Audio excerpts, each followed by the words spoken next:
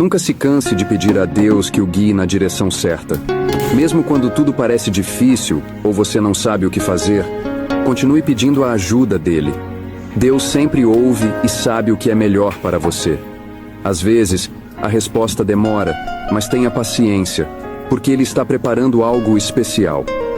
Não importa o quanto você já tenha caminhado, nunca é tarde para pedir que Deus mostre o caminho. Ele está sempre ao seu lado, pronto para guiar cada passo. Basta confiar e continuar pedindo com fé. Quando você coloca sua confiança em Deus, Ele não te abandona.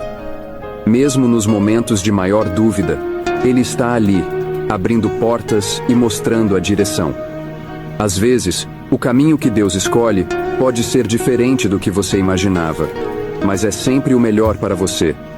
Por isso, nunca desista de pedir, de confiar e de acreditar.